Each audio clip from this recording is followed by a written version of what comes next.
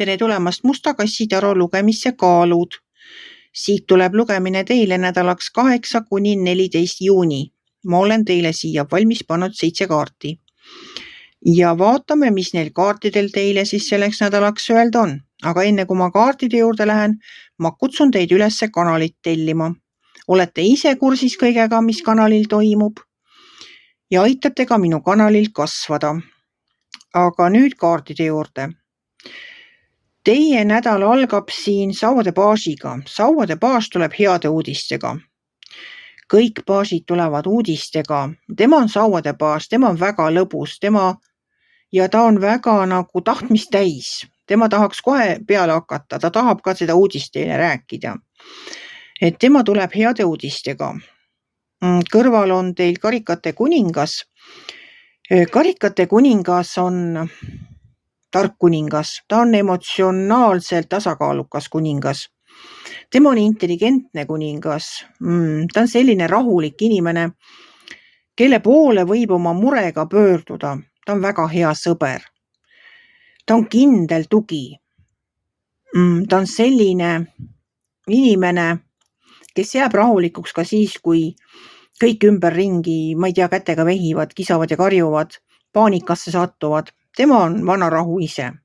Ta on väga hea õpetaja, sellepärast, et ta on nii kannatlik.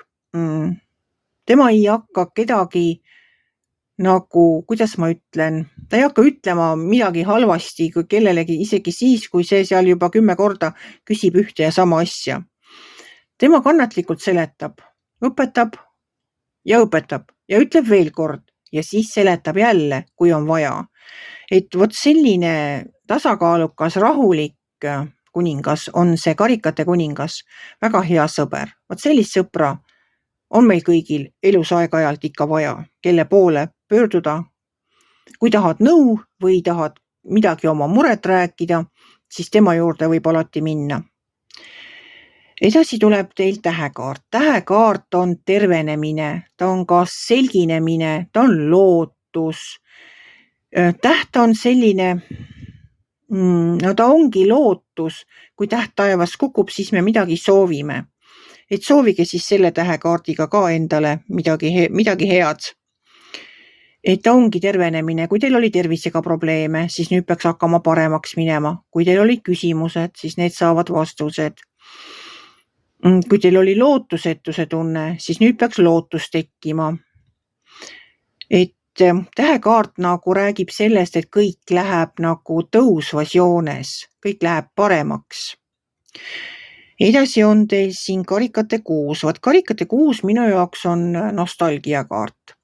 See on küll ka selline heategevus, et lähen vein töö juurde kommi, naeratan võõrale, ma ei tea, teen midagi head kellelegi, teen rõõmu.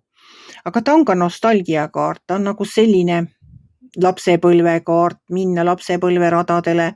Võib-olla mõni inimene kusagilt, mõni vana tuttav ilmub välja, helistab, kirjutab, saadab meili, kohtute kusagil. Selline positiivne kaart on see. Ta võib ka teile pakkuda midagi, sellepärast, et karikate 7 siin alumises reas räägib valikute paljususest. Ta räägibki unistustes olemistest või suurtest unistustest, et unistan sellest, et saan kosmonaudiks või mis iganes suured unistused. Ja nii palju on valikuid, teed on kõik minu ees lahti. Ja vot lähen sinna, lähen tänna ja nii palju, nii huvitav, kõik on nii huvitav, kõike tahaks teha, igale poole tahan minna, kõike tahan jõuda. Aga siin tuleb nagu realistlikult asjasse suhtuda, et kõik ideed, mis teie pähe võivad tulla või pakkumised, mis teile tehakse, ei ole realistlikud, et neid ei ole võimalik täita. Mis iganes põhjusel.